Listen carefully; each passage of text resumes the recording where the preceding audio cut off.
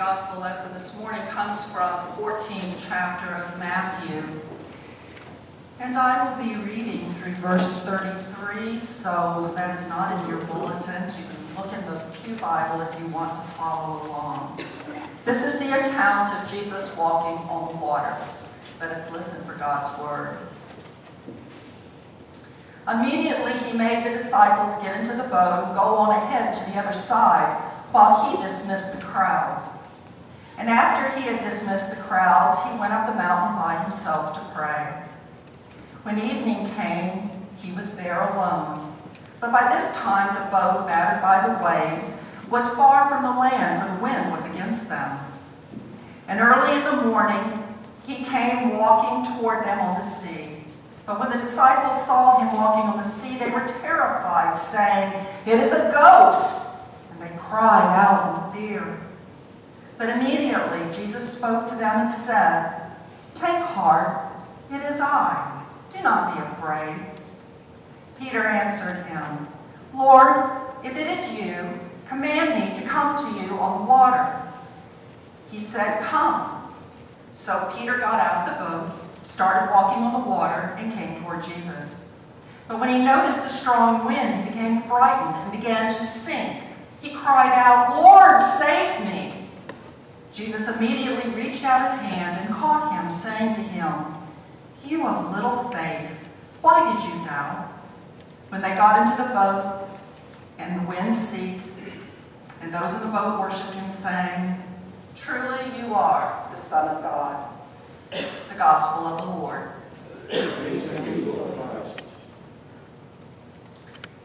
As I read this gospel passage, I suspect what first comes to mind are the many jokes circulating around for which this particular passage was the springboard. Like the priest and rabbi and preacher who are out fishing. One walks to the shore and walks back, and the other walks to the shore and walks back. And when the third one tries it, he splashes in the water. The other two look at each other and say, "Do you think we need to tell him where the stones are?"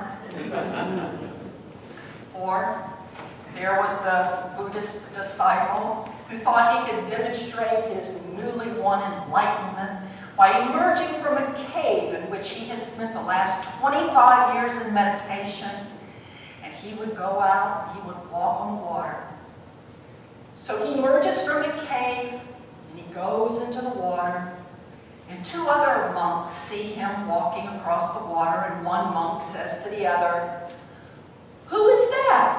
Look at him walking on the water." And the other monk says, "You know, that's a real pity. It only costs $0.25 to take the ferry." And then there are the three folks in the boat. And one laments that he forgot his lunch. So one of the other boaters say that she will go back to the shore to get it. So she gets out of the boat, steps into the water, and walks across the lake toward the car. One of the other boaters says, "Look at that! She can't even swim." And on and on and on it goes. In reality, both the Old Testament lesson about Joseph and his brothers and this gospel passage about Jesus and the disciples challenges us to focus our attention on God, to dare to risk stepping out in faith rather than fear holding us back. Stepping out in faith can lead us to amazing places, can lead us to being transformed, can even lead us to dare to dream dreams. I know you think, yeah, Joseph dreamed some dreams and look where it got him. He ended up in a pit, sold as a slave by his own brothers. Yes, that's true. But his dreams did come true in the end. In spite of struggles, in spite of hardships, in spite of excommunication with family, in the end, we find that God had to send Joseph to Egypt, had to send him to Egypt, even initially as a slave, in order to save God's people later in the time of famine. God used the dreams of Joseph and the hatred of his brothers to accomplish his plan. In a magazine, a writer told about a camping trip. He went on this camping trip and he took his sons. And he said, on the first night, they lost half of their food to a raccoon. So the next night, before going to bed, they slung the remains of their food securely from a rope up in the trees. It was well out of the way of all the bears, well out of the way of any more raccoons. And in the middle of the night, miles from anywhere, the father suddenly heard voices. And then he began to hear music. And he thought, am I losing my mind? Or am I about to receive some divine revelation? He wondered what was going on, and so he opened up the flaps to see if just maybe there were some angels outside. And after some investigation, he discovered that there was a squirrel that was sitting on the food pack.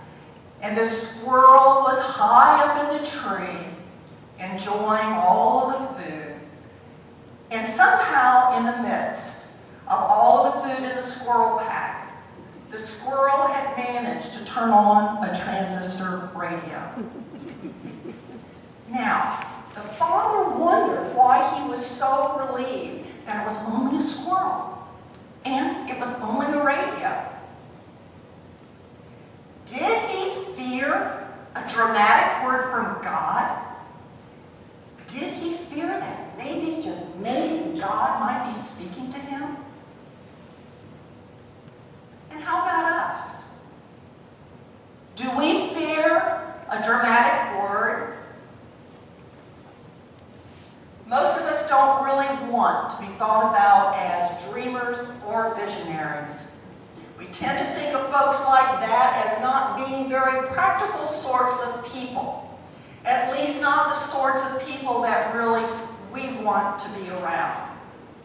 And yet the Bible and history are both full of dreamers, full of people who dream dreams. Galileo, Martin Luther King Jr., Rosa Parks, Mother Teresa. They had a vision of how life could be different, and they gave themselves to that vision. Joseph's brothers said, "Here comes this dreamer. Here he comes. Come on, let's go kill him, and we'll see what shall come of his dreams." Now, how interesting that those very prophetic words are quoted on a plaque at the motel in Memphis where Martin Luther King Jr. was staying when he was killed. There couldn't be a more apt use of this quotation from the Joseph story. For the saying concerns the dreams of a dreamer. We shall see what will come of his dreams. We all have dreams, don't we? What dreams do you have? This congregation has dreams, doesn't it? How do we take dreams and make them into visions? Make them into reality? Think back to Joseph. Just suppose the rope that Joseph's brothers were using to haul him out of the pit broke. Or suppose Joseph had fallen down and broken his neck and died. Would God's plan for Jacob and his family be saved from the famine in Egypt? Would it all have been canceled? I don't think so. I do not think that God's will can be negated or brought to pass by the decisions or actions of any person. If that were true, that would leave God at the mercy of some pretty fragile and unpredictable people. I don't think as well that granting free will to us was some gimmick God used to preserve the illusion that we can make choices. I think God works with the decisions to make things happen. I think the decisions that we make, I think God works through them and in spite of them to make what God wills to happen. From both of our passages this morning, we find that faith is not just a matter of belief. If faith is not followed by obedience in some form, then the faith is highly questionable. In the gospel passage, whether Peter sank or walked in the waves is not important. When Jesus invited him to come, he went, and that is faith. Faith followed by obedience in some form. There's an old Arab proverb that directs the faithful to trust in God, but tie your camel. Trust in God, but tie your camel. It's sort of like the man who prayed week after week, month after month. Oh, please God, let me win the lottery. Any of you prayed that? But finally one night in the stillness of his bedroom, a whispered answer to his prayer came from on high, and he heard, "First buy a ticket." Now, these two silly reminders call our attention to a crucial issue: the relation between God's activity and human activity in the world. What is the responsibility of God? And what is the responsibility of people? And where and how these intersect or overlap is crucial. And there is a difference between what is the responsibility of God and the responsibility of people. And this impacts the realization of our dreams and our visions. In his book, Keeping in Touch, Roger Sizemore said, "The future is always faced with uncertainty, even panic.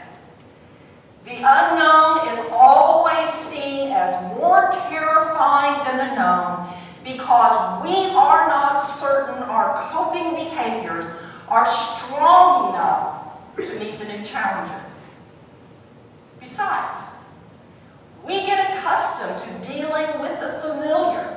It's secure. It's like old bedroom slippers. Applying anything new might require us to reprogram ourselves, and that we find a most threatening prospect."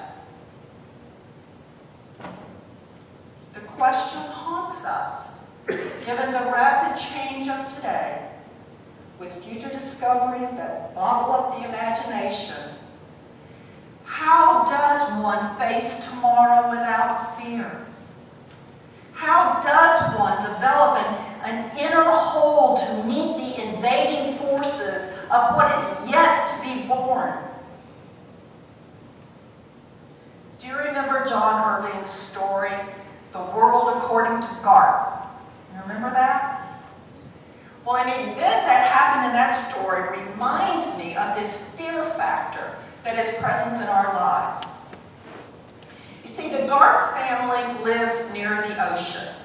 And whenever the kids went in for a swim, they were always told to watch out for the undertow, because that stretch of beach was well known for cross currents.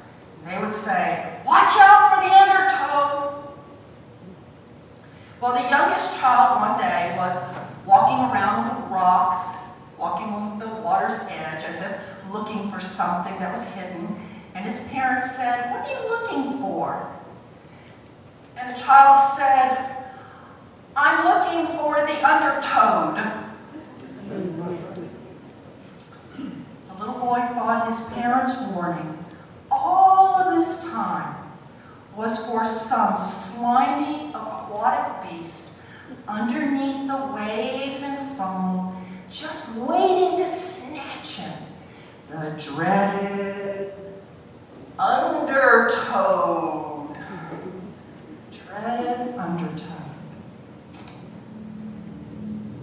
As time went on, when any member of his family encountered some risky, demanding circumstance, the family would say, "Watch out for the undertowed." Do we look for some strange, silent undertow lurking to snatch us when we're minding our own business? What is it that enables one to risk stepping out of the comfortable boat? Stepping out of the comfortable boat and into the water when you don't have a clue where the stones are? How does one have the courage to pack up all of your belongings to move across the country, to take a new job or to attend college or to go to a new post? How does one have the strength to leave a broken relationship? How does one have the fortitude to assume leadership in the church when your schedule is already busy enough? How does one walk away from a job that has become unhealthy? How does one maintain optimism to undergo the medical treatment that is being prescribed? How? For those persons who partner with God's providence, the belief that God is holding on to us, not us holding on to God, then we know God is creating light and not darkness, pushing hope and not despair. There is no undertow waiting for us, rather God watching over us.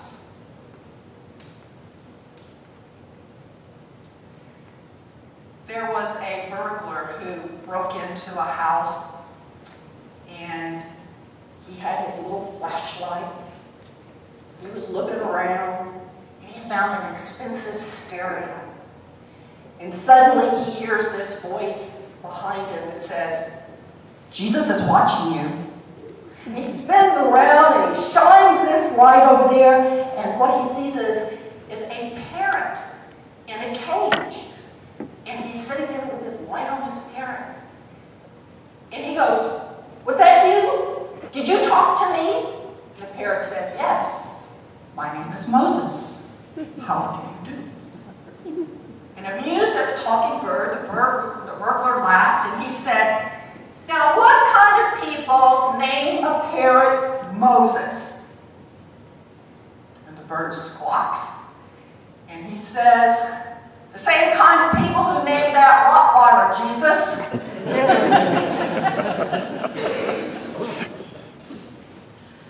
Through the story of Joseph and the account of Peter, good old, impulsive, impetuous, spontaneous Peter, we learn something powerful about faith. Peter calls out to Jesus, "Lord, if you are the Son of God, and you can do anything for us, call me out onto the water and prove it to me. Let's just see if you are the Son of God that you say you are."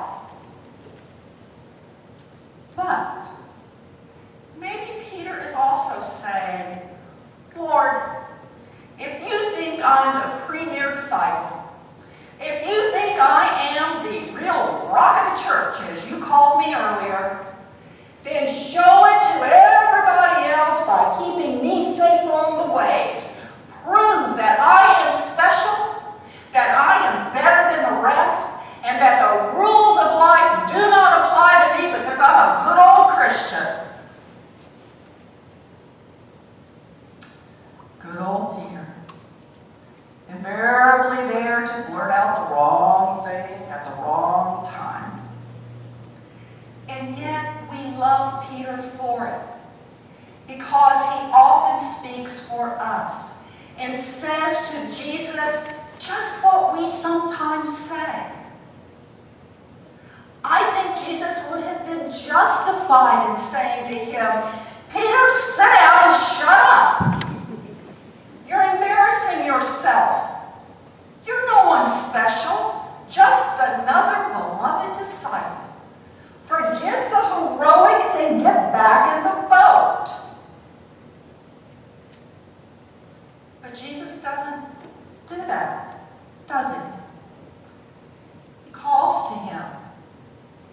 He lets him venture out. He lets him think. And then he lets him cry for help. And then Jesus renames Peter. In the original Greek text, he renames him, O little faith.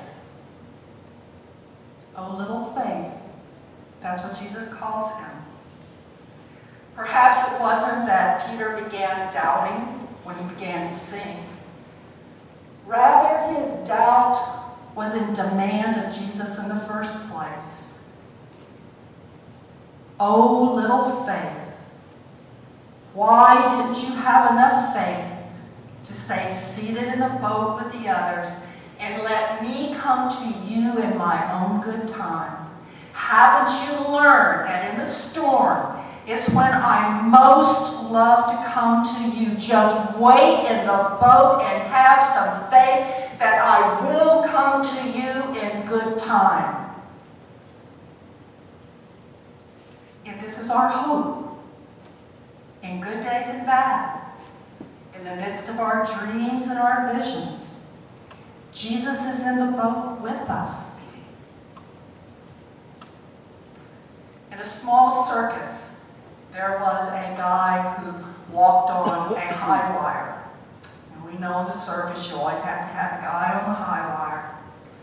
And during his performance, he would ask the crowd, do you think I can walk across this high wire with a ball on my head?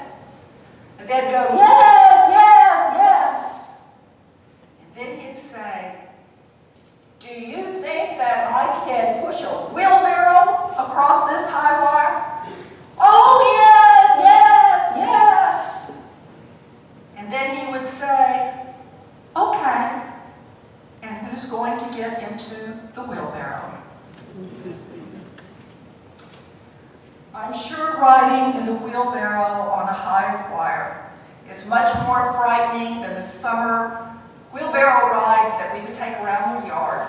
Maybe just as frightening as risking something new, or daring to dream dreams, or striving to make a vision into reality. But I invite us to think about Jesus reaching out his hand to Peter, helping him back up, and then both of them climbing into the boat. It's an old story about a small rural church breaking ground for a new building. And instead of using the traditional spade to turn the first soil, the pastor arranged for an old-fashioned plow. He hitched himself to the plow with a rope, and he said, I'm going to break the ground. But he couldn't move. And so he asked a deacon to help him. And the two of them couldn't budge the plow. And so he asked the church's session to join in. And still they couldn't move it. and on it went, until the entire congregation got hold of the road, and it was only then that they were able to move the plow.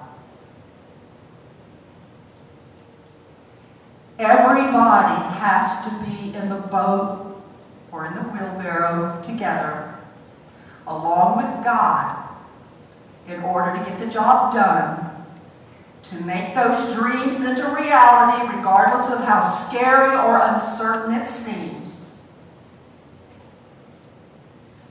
It has been said that in the Bible, faith is never a matter simply for an isolated individual.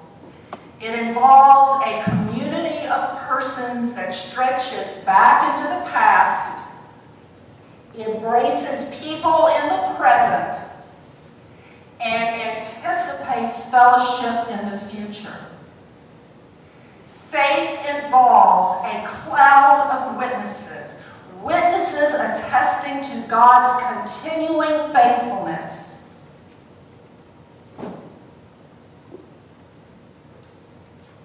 So rather than looking for scary undertones,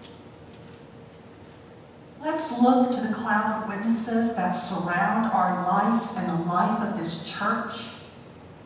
Let them inspire our dreams and give us the courage to bring dreams into reality, and then let us be willing to raise our hands when somebody says,